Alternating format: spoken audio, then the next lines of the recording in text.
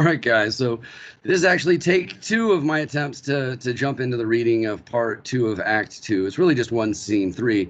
I started reading this and then managed to completely screw up. So let's try this over again.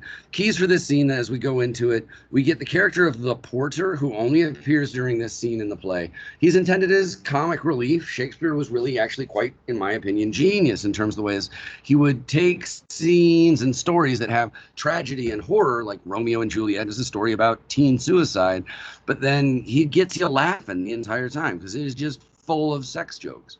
Same thing with Macbeth. It is a dark play about murder and mental illness, and we still get scenes like the porter to help break the tension and give us a few laughs while still being supportive of the overall themes of the play.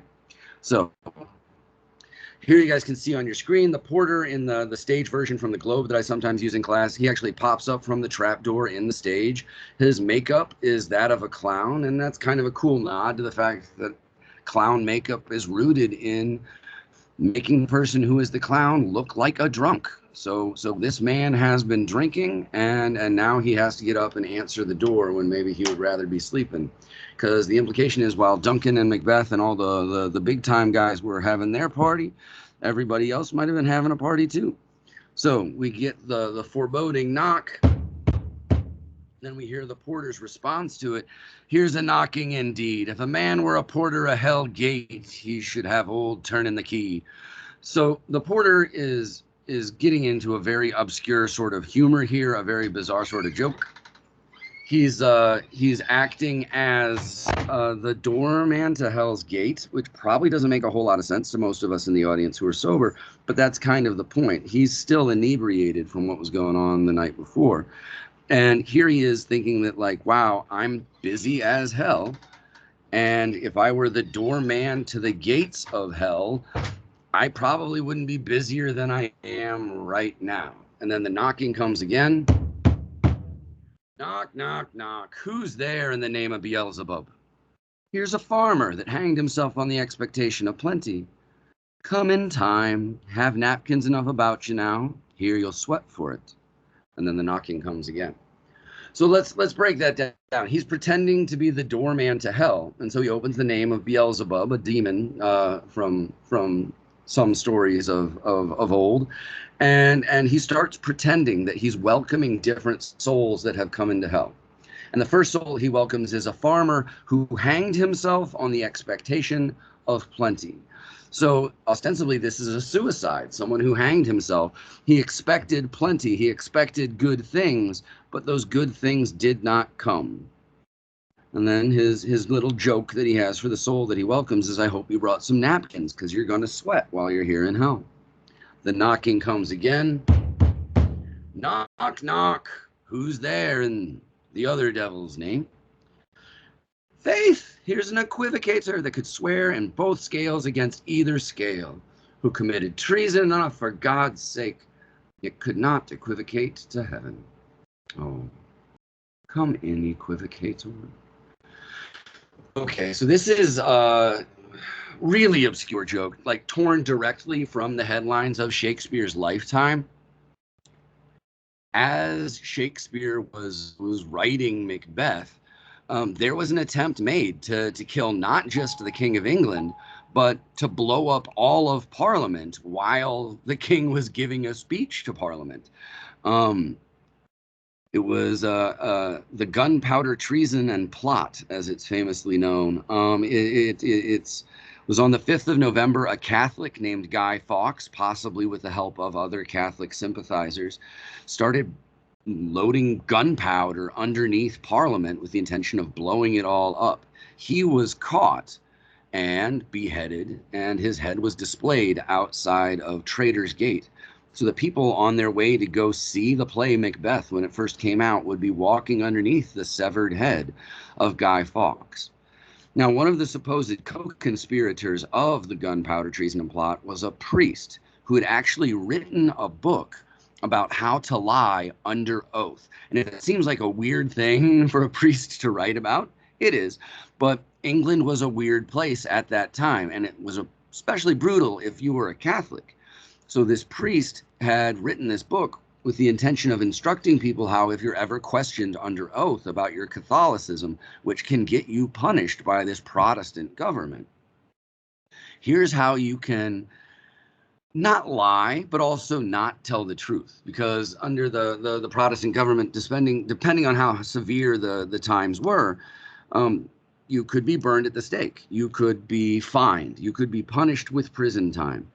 And so if someone asks you under oath, are you a Catholic? You don't want to say yes. On the other hand, as a Christian, if you lie after swearing on the Bible to tell the truth, the whole truth, and nothing but the truth, so help you God, you're also going to hell. So that's kind of bad both ways. So the priest's answer for this was equivocation. So if someone ever asked you, are you a Catholic? You could reply, I believe that Jesus Christ is the Son of God and try my best to live by his teachings. Now, you haven't said whether you're Catholic or Protestant. You've simply made a true statement as to your beliefs. That's equivocation. To say something that is an equivalency to the truth, but not entirely the truth. This priest, quite famously, was forced to testify at the trial of Guy Fawkes and in his own defense. And even though he was a gifted equivocator and never did implicate himself, he still was summarily executed upon the finding of his guilt, and his head was displayed outside Traitor's Gate. So here, sorry for that extended aside, we have the porter welcoming in an equivocator, someone who could swear both scales against either scale, who committed treason for God's sake. And Guy Fawkes and the people who helped him were trying to blow up the King of England in order to protect themselves and their faith from persecution. So it was someone who committed treason for the sake of God. But it turns out you can't equivocate yourself to heaven. So again, you are welcome in hell. The knocking comes again. Knock, knock, knock. Who's there? Faith, here's an English tailor come hither for stealing out of a French hose. Oh, come in, tailor. Here you may roast your goose. All right, this is an interesting one. It could be in reference to like maybe an obscure story that I was taught being raised Catholic as a young person going to public school religion classes. Or it could be a reference to a specific historical event, or it could be double entendre, where we're talking about something that's a little bit sexual and a little bit inappropriate. So the knocking comes again. Faith, here's an English tailor come hither for stealing out of a French hose.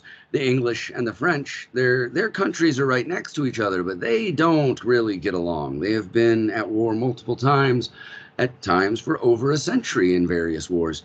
So an English tailor profiting from a French hose could be someone who has betrayed his country for French wealth. But there's also another possible interpretation for this. You see that Englishman has a specific trade. He is a tailor. Now, the story that Sister Michaeline taught to me in my public school religion classes was about a man who was a tailor. It was his job to mend the clothing of others. And one day, a person came and dropped off some pants for him to repair. And as he was doing the repairs on the pants, he found a penny inside of one of the pockets, and he kept the penny for himself. And the story goes that this man who lived an otherwise blameless life, when it came to his judgment, was sent to hell, because it's a sin to steal. It breaks one of the 10 commandments. No matter how slightly you may think you are breaking it, to steal a penny is still a serious sin. And so perhaps this is a reference to that particular story of my youth. I tend to like the double entendre. I think it makes the reading a little bit spicier, a little bit more interesting. So like in Shakespeare's time, you usually didn't call a woman a prostitute to her face. It wasn't particularly polite. Prostitution was legal in those times. It wasn't something that like nice people did or talked about. So instead of referring to a woman as a prostitute, she sometimes would be referred to as a seamstress. Shakespeare makes this joke in his play Henry V, where a woman who is running a brothel refers to the seamstresses that are in her house as all making their living by the pricks of their needles. You can see how that lends itself to a certain sexual understanding. A tailor would be someone who also mends clothes, makes a living by a prick of a needle. So this could be perhaps a John that visits a prostitute, or perhaps the pimp in charge of running the brothel. It's not entirely clear, but stealing out of a French hose having a punning meaning, perhaps. But one way or the other, however you wish to interpret it, that person still ends up going to hell and being welcomed there. And it's going to be hot. So the knocking comes again. Knock, knock, knock. Never a quiet. What are you? This place is too cold for hell. I'll devil porter it no further. I had thought to let in some of all professions that might go the primrose way to the everlasting bonfire. Anon, anon, I pray you. Remember the porter. So it's an interesting line that he gets to leave off there. He finally gives up playing and pretending that he's the porter to Hell's Gate, but he tells the audience to remember him. And that's where, like, going back and revisiting these lines can be entertaining. It can be fun. It can give us something to think about. And thinking is actually fun. Take it from an old English teacher. So we get these three different people who've been welcomed to hell. The farmer that hung himself on the expectation of plenty. The equivocator who murdered in the name of God, or attempted murder in the name of God. And the tailor who stole from the French hose. Could these all be describing Macbeth, or at least characters in Macbeth? He decides to kill Duncan because he thinks it's going to make his life better. Doesn't really seem to be making his life better. We'll see how the rest of the play goes, but maybe that's a little bit of foreshadowing for us. He rationalized it. He equivocated it. He and his wife worked together to make it so that killing Duncan for them was actually the right thing to do. And he's guilty of stealing the crown. It's possible you could read all of these different entrants into hell as foreshadowings and setting ups for things like Macbeth and Lady Macbeth, where they're really going and where they're possibly going to spend the rest of the play from this point forward. So remember the porter. He opens the gate, Macduff and Lennox come in, and we ask some questions there to make sure you have an understanding. If you can't answer these two questions by the time we get to the end of me talking about the slide, maybe you're not focused on what's going on. This should be fairly straightforward. It's about things that we've referenced already. Make sure that you're focused and are able to answer the kind of understanding questions as you go. If you can't, maybe I didn't explain things clearly enough, and then you can send me an email and I'll try to get back at you. Or you need to work on that focus. Maybe scribble some notes in the margins of your notebook as we proceed. So Macduff, who's been pounding on the door for a while, is a fellow Thane. He's of the same rank as Macbeth, at least before Macbeth became Thane of Glamis and Cawdor.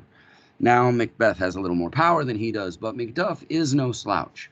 He's the Thane of Fife, which is an interesting point because Fife is the place where the double invasion took place in the first scene. So he's someone who's seen some action as well, indicated by the wounds he bears in this clip from the 2015 film. So Macduff comes in. He doesn't know anything about what's happened the night before, and he's just got jokes for the tailor. Was it so late, friend, ere you went to bed, that you did lie so late? Pretty straightforward. Did you go to bed so late that you had to lie and you took so long getting to or lie, in this case, using the meaning of like wow. And then the porter starts having fun with Macduff in his still inebriated state. Oh, faith, sir, we were carousing till the second cock. And drink, sir, is a great of things. So In faith, sir, honestly, sir, we were up drinking, carousing until the second cock. You could measure like how late it was in the morning by how many times the cock had crowed. Famously, there's the biblical story of like, and you will betray me 3 times before the cock crows. Here, it's the second cock. There also being a double entendre there, if you choose to interpret it. And drink, sir, it's a provoker. It causes 3 things. And Macduff is a bit intrigued by this. What 3 things does drink especially provoke? Marry, sir, nose painting, sleep, and urine. Now, my Norton anthology of Shakespeare plays, it says nose painting is snoring, which, okay, I can see that as being a possibility, but I'm not sure that's the nose part, but I don't think that takes care of the painting. When I hear of nose painting, where my mind goes is like being of Irish descent, the Irish suntan, that Irish people tend to be rather melanin deficient. We don't have a whole ton of tan. And when drinking alcohol, it causes like the blood vessels and the corpuscles close to the skin to open up wide, and that creates this flushed appearance, especially around an individual's nose. So nose painting would be your nose turns red when you're drinking alcohol heavily. So that's one thing. Alcohol also provokes sleep. If you guys have ever been around anyone who's been drinking heavily, I'm sure you, as people who are not yet of age, have never encountered this.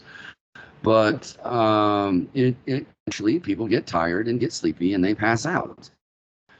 And then finally, and again, if you've ever been in a party where people are drinking, the bathroom is always a very popular place because people are consuming vast amounts of alcohol, which is typically a diuretic. It causes your body to think there's more water in it than it needs. So it starts filling up your or to process out all of that liquid that it thinks it doesn't need. Also the reason why some folks after a night of drinking wake up dehydrated. So there we go. Drinking, it causes you to have a red face, to sleep, and to have to pee a lot. So this would explain why he was so late getting to the door. But he doesn't stop there. Lechery, sir. It provokes and unprovokes. It provokes the desire, but it takes away the performance. Therefore, much drink may be said to be an equivocator with lechery. It makes him, and it mars him. It sets him on, and it takes him off. It persuades him, and disheartens him. It makes him stand to, and not stand to. In conclusion, it equivocates him with sleep, and giving him the lie, it leaves him. Okay. So let's talk about this. There's this idea of equivocation again. So we've seen the witches use equivocable language, especially in that scene where they're talking to Banquo. Not so happy as Macbeth, yet much happier. Not so great as Macbeth, yet much greater. Though thou shalt not be king, ye shall get kings, right? These equivalent statements that are open to a little bit of interpretation that may not necessarily mean what you might want them to mean upon first hearing them. Now we get a revisiting of that idea, whereas first he welcomed the equivocator to hell. Now he's talking about how alcohol is an equivocator of lechery. So what is lechery? Well, to be lecherous is to be lustful, to be engage in sexual acts, perhaps outside of the holy sanctity of marriage, frequently under the influence of alcohol. Lechery and debauchery are 2 things that seem to be linked fairly close together in most language units. So how is lechery equivocated by alcohol? Well, for men, that's perhaps what can be spoken to by your humble English teacher. It can increase the desire, as he says, but take away the performance. Going back to what Lady Macbeth talked about with her question about, like, were you drunk when you broached this business with me? Were you wearing your beer goggles and have since woken up? Alcohol lowers people's inhibitions. You become more likely to take risks. The person that you might not find attractive enough to have sex with, you might, after a few drinks, decide, like, I can probably go ahead and do that. And here, the porter is He's making reference to that. It increases the desire. The problem there being, though, as we talked about with like it turning your face red, alcohol also impacts your circulatory system. And in large quantities, it can make it impossible for a man to achieve an erection. It makes him, and it mars, makes him stand to and not. It equivocates, so after he cannot perform, he usually passes out, and then giving him the lie that he perhaps can perform, or another meaning for the word lie, when two people lie with each other, sometimes that means they have sex, it leaves him. Macduff then comes back at him. I believe the drink gave thee the lie last night. Maybe you got a little bit synonym for inebriated last night that also could be a synonym for sexual activity. The porter says, that it did, sir. I got messed up last night. In fact, the drink had me by the throat, did the very throat on me. But I requited him for his lie. And I think, being too strong for him, though he took my legs sometime, I yet made a shift to cast him. So just to recognize that. So the drink had him by the throat. He was drinking heavily, but I got him in the end. I was too strong for him. Yeah, the drink took out my legs for a minute, as drinking alcohol can make it difficult for a person to stand, walk, dance, although it does not stop them from attempting any of those things. Yet I made a shift to cast him, to throw him out. So I was too strong for the alcohol that made it so I threw it up. Macduff has largely heard enough. He turns the subject. Is thy master stirring? Macbeth comes walking on stage. It turns out he was a light sleeper that night. And Macduff continues. Has a Lennox, who enters with Macduff, says, Good morrow, noble sir. Macbeth welcomes them. Good morrow, both. Is the king stirring, worthy thane? And the dramatic irony here is just delightful. Macbeth knows that Duncan is dead in his bed. He's the one who killed him. And Macduff doesn't. So Macduff is asking, hey, is the king awake yet? And Macbeth's like, nah, not yet. Macduff then explains the reason why he's here. He did command me to call timely upon him, and I've almost slipped the hour. The king asked me to wake him up early, and I'm running a little bit late. Macbeth says, I'll bring you to him. Macduff, just making small talk. I know this is a joyful trouble to you, but yet 'tis one. So I know you like having the king as your house guest, but it is still an inconvenience. But Macbeth plays it cool. The labor we delight in, physics pain. This is the door. So they finally reach Duncan's doorway, and Macbeth is playing it like, you know what? If you love your job, you never work a day in your life. Oh, here we are. Macduff, after Macbeth just stands there, says, I'll make so bold to call, for 'tis my limited service. I'll go wake up the king. He leaves, and now Lennox and Macbeth are left standing on stage, just hanging out. For lack of a better term, they're just chilling. So Lennox tries to engage in conversation. Goes the king hence today? He does. He did appoint so. Is the king leaving today? Macbeth's like, yeah, he's leaving today. He said he would. Then Lennox just starts talking about, man, last night was crazy. The night has been unruly. Where we lay, our chimneys were blown down, and, as they say, lamentings heard in the air. Strange screams of death, and prophesying with accents terrible of dire combustion and confused events, new hatched to the woeful time. So last night was rough. It was stormy. People heard voices in the air. These voices seemed to be talking about bad things that were coming in the future. It was all a little bit weird. And Macbeth doesn't say anything. So Lennox continues.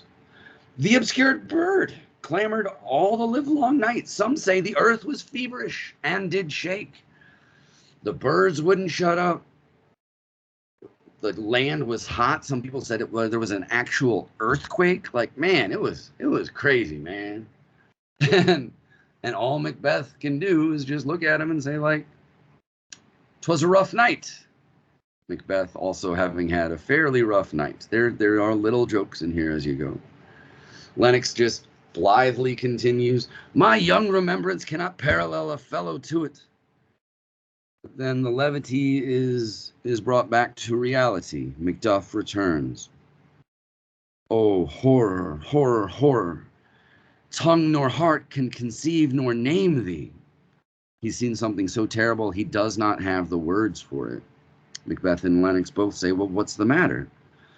"Confusion now hath made his masterpiece. Most sacrilegious murder hath broke open the Lord's anointed temple and stole thence the life of the building."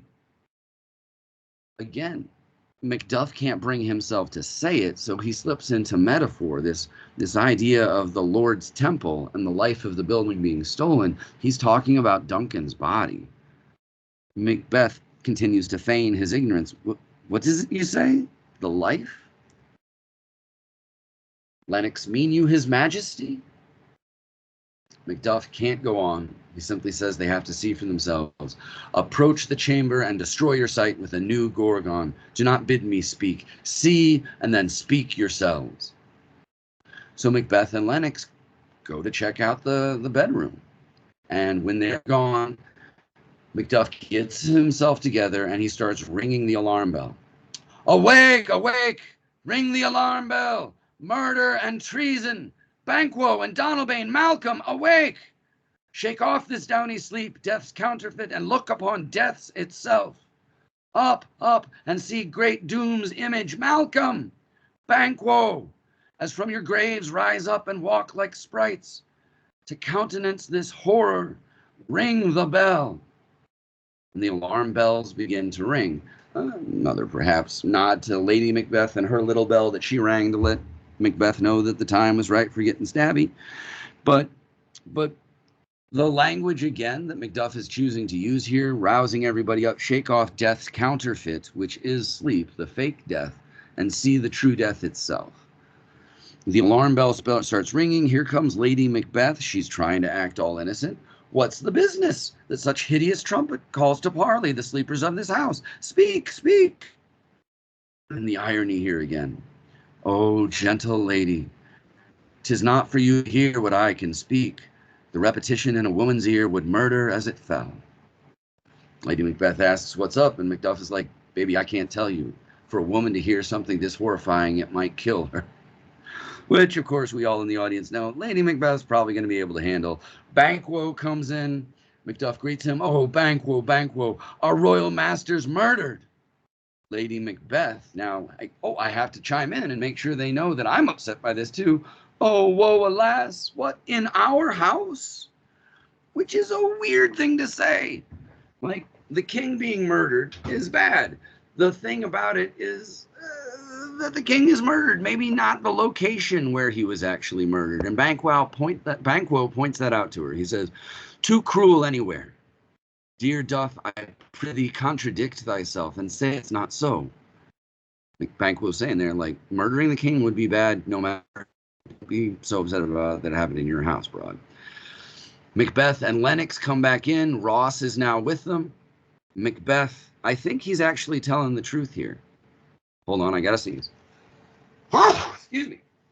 This is the joys of not editing my videos. Apologies for all that. Macbeth, I think, is telling the truth here. He's being honest. And I think, again, the playing off of the reality of Macbeth against the artificiality of Lady Macbeth is absolutely zinging in this scene. "Had I but died an hour before this chance, I had lived a blessed time. For from this instant, there's nothing serious in mortality. All is but toys. Renown and grace is dead. The wine of life is drawn, and the mere lees is left of this vault to brag of." So Macbeth, I think here is being honest. He truly wishes he had died an hour before Duncan did. Then he would have lived a good life. But now that it's over, good and bad don't really mean anything. Life doesn't really mean anything. Everything is just pretend. Everything that's good in life is gone. If any of you guys in there is a lot of alcohol in this play, at least by mentioning, Have ever looked at a bottle of red wine? A lot of times at the bottom there's this silt, this kind of sandy stuff. That's what's considered the lees. The idea being that, like, typically with a bottle of wine, you'll open it, you'll decant it, you'll allow the yucky stuff to settle to the bottom, and then make it so you can drink the good stuff that's left on top. For Macbeth, all the good stuff of life is gone, and there's only the nasty stuff that's left. Malcolm and Donalbain come in and clock their reactions to finding out that their dad is dead. Donalbain, what is amiss? Macbeth first starts to break the news to them, although not entirely directly. You are, and you do not know it. The spring, the head, the fountain of your blood is stopped. The very source of it is stopped. Macduff, not using metaphor this time, finally has the ability to say it. Your royal father is murdered. And Malcolm's reaction here kills me every time. Oh? By whom? It's probably not something I don't know if it's something we're supposed to laugh at, but you can play it that way, man. You just found out your dad is dead, and your reaction is like, oh, well, who did it? That doesn't speak to a a serious heart, or a loving heart even necessarily. It's interesting. Lennox now steps up, and to Macbeth's happiness, he's now spreading the story that he and Lady Macbeth were hoping that the people would believe. Those of his chamber, as it seemed, had done it. Their hands and faces were badged with blood, and so were their daggers, which unwiped we found upon their pillows. They stared and were distracted. No man's life was to be trusted with them. So it's all going according to plan until Macbeth kind of drops a bomb here. Oh, yet I do repent me of my fury that I did kill them. Remember, was Macbeth supposed to kill the guards? No, we just frame them, we wipe blood on them, leave the daggers. They'll be so drugged up and drunk, they won't remember what happened the night before. We got this. But instead, Macbeth straight up murders those dudes. Now that's probably a shock to Lady Macbeth. But it's also informative, I think, for the audience as to the character of Macbeth. We will reference this probably many times going forward. Macbeth really only is good at one thing.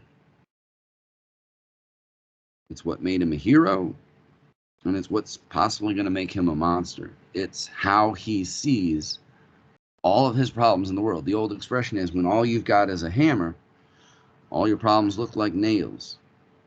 Macbeth knows one way to deal with problems, and he just did it to those guards. Macduff challenges him on this. Wherefore did you so? And this is where Macbeth remembers that he has to act, or you could read it as, this is Macbeth telling the truth. He was upset. Who can be wise, amazed, temperate and furious, loyal and neutral in a moment? No man. So the language of contradictions, oxymorons. Who can be smart and amazed? Who can be both temperate, moderate, and furious? How can be loyal to someone and neutral in the face of their murder? These are paradoxes. No real man can. And frequently in the versions of Macbeth that you can see, as Macbeth is delivering these lines, he's walking up on Macduff. The implication being that Macduff cannot impugn his manhood. No man. The expedition, my violent love, outrun the pause of reason. Here lay Duncan, his silver skin laced with his golden blood, and his gashed staves looked like a breach in nature for ruin's wasteful entrance. There the murderers, steeped in the colors of their trade, their daggers unmannerly breached with gore. Who could refrain that had the heart to love, and in that heart courage to make love known? Fix my typo here, and that's a pretty intense response by Macbeth. I was upset when I saw Duncan there. It made me so angry I had to lash out.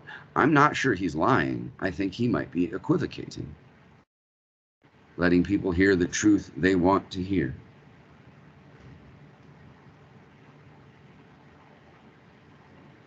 Lady Macbeth sees this is going possibly in a bad way. Macbeth potentially has walked up and is ready to fight Macduff. That's not going to be what they need in order to get what they want. So she fake faints. Oh, help me hence. Oh! She falls down. Macduff does the role of a gentleman and says, look to the lady. Malcolm uses this distraction to pull Donalbain aside so they can have this conversation. Why do we hold our tongues?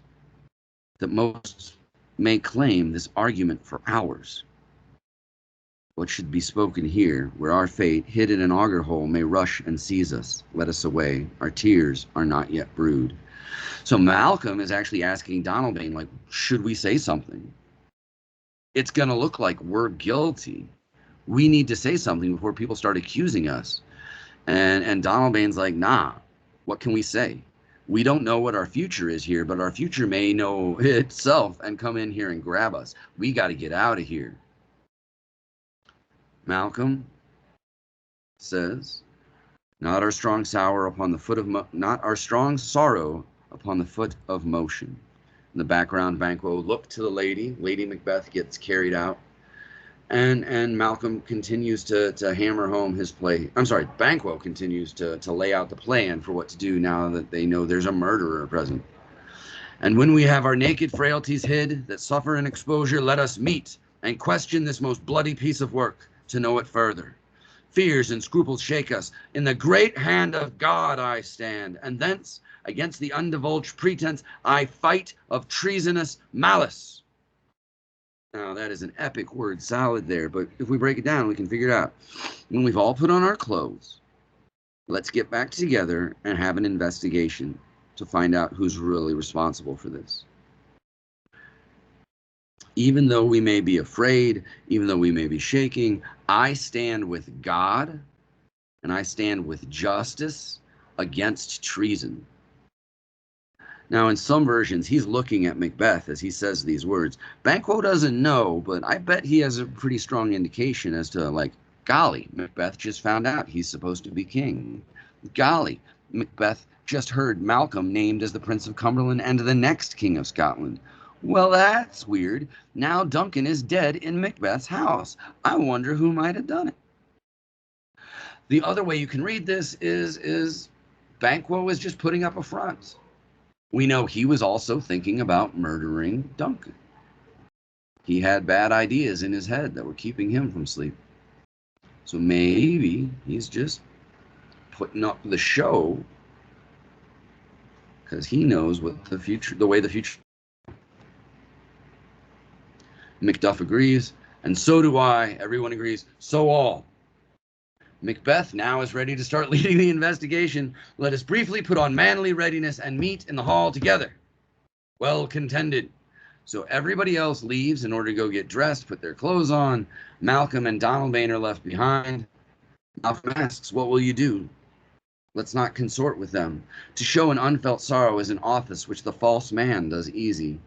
All to England. All right, Donalbain, looks like we're on our own. What are you going to do? I'm getting out of here, man. I'm going to England. Donalbain, to Ireland I, our separated fortune shall keep us both the safer. There we are, where we are, there's daggers in men's smiles, the near in blood, the nearer bloody. So they're going to split up in the hopes of keeping themselves safe. Donalbain will go to Ireland, Malcolm will go to England. And Donalbain doesn't know how right he is. There's daggers in men's smiles, the near in blood, the nearer bloody. The closer we are in blood relations to the king, the closer we are to being bloody is one way of reading it. Another way of reading it, the closer we are in blood to the king, the more likely we are to be a murderer. And Macbeth is the murderer and also kin to Duncan. Malcolm agrees. This murderous shaft that shot hath not yet lighted. Our safest way is to avoid the aim. Therefore to horse, and let us not be dainty of leave-taking, but shift away. There's warrant in that theft which steals itself when there's no mercy left. So Malcolm says, you're right. This arrow that's been shot, it's gone through our father, and it may get us too. Let's both be safe and get out of here. Let's get out of the way of this arrow that we may not have the power to stop. There's nothing sinful in this theft that only steals itself. We're not doing anything bad. but I cannot trust the mercy of these people, especially since Macbeth has already summarily executed 2 people that we know were connected to this death.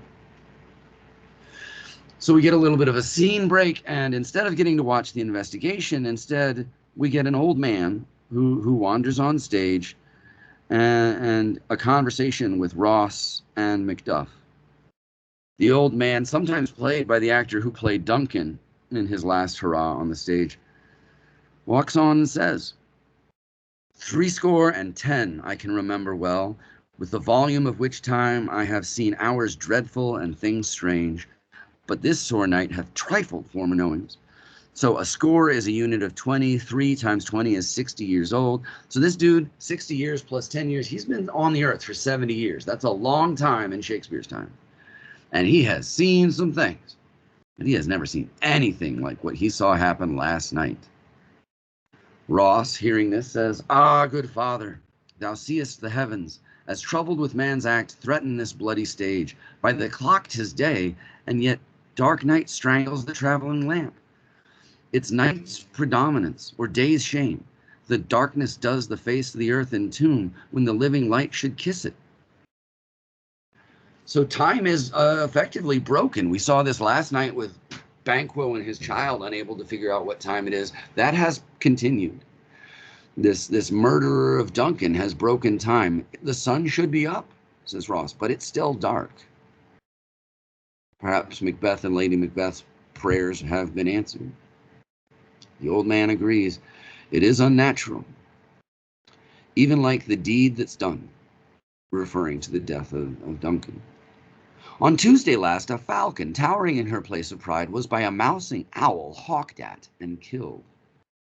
So another sign from nature that if you're an augur, someone who can tell the future by looking at signs in nature, might have been of concern to you. The old man saw a falcon, which is like the apex predator, killed by a teeny tiny owl that normally eats mice. That could be symbolic of like the truth of what Macbeth has done. Is he the mousing owl? Could be foreshadowing perhaps of something that's to come later on down. But things are definitely not natural.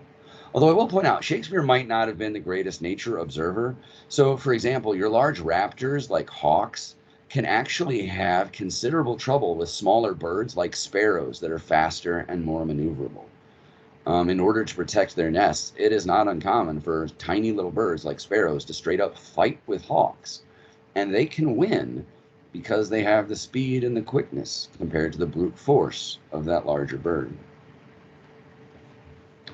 It's not the only unnatural thing that has happened that night. So we remember what Lennox was talking about. There were earthquakes and our fires were blown out and birds were screaming. Ross has another example of nature being broken here. And Duncan's horses, the thing most strange and certain, beauteous and swift, the minions of their race, turned wild in nature, broke their stalls, flung out, contending against obedience as they would make war with mankind. The old man heard about that. He heard something else too. 'Tis said they eat each other. They did so, to the amazement of mine eyes that looked upon. Here comes good Macduff. How goes the world, sir, now? So Ross asks how's it going. Macduff's answer is fairly telling. Why, see you not? Our king is dead. The sun hasn't come up with. We've got horses eating each other. Earthquakes. You see how things are going here, Ross. You need me to tell you how things are going. Ross has questions. Is it known who did this more than bloody deed? Those that Macbeth hath slain. Macduff, at least in speech, is giving credit to Macbeth for having murdered the murderers. Alas, the day. What good could they pretend? Why would 2 servants murder a king? How could they benefit from that? They were suborned. They were paid. Malcolm and Donalbain, the king's 2 sons, are stolen away and fled, which puts upon them suspicion of the deed. So things are going Macbeth's way right here. Everybody's believing the story that he wanted them to believe, that it was the guards who did it. The fact that Malcolm and Donalbain have split now seems to indicate that they had something to do with the death. But it is unnatural for children to conspire to murder their father. At least I hope that is, as the father of two sons. Ross says, against nature still, thriftless ambition will raven up thine own life's means. Then it is most likely the sovereignty will fall upon Macbeth. So it's a shame those kids were so greedy. That greed led them to like kill the golden goose, to murder their father, and now they'll never be king. I guess Macbeth's now the king? And Macduff can verify. He is already named, gone to Scone to be invested. So Macbeth is ready to become the king of Scotland. He's going to go get his coronation on in Scone. Where's Duncan's body? Carried to Clome Kill, the sacred storehouse of his predecessors and guardian of their bones. So if you had questions about Macbeth and his willingness to embrace the fruits of his evil deeds, he's gone. He is on his way to go get his new crown. He did not stick around for putting Duncan in the ground. He's gone. So Ross asks a simple question here, but one that is pregnant with meaning.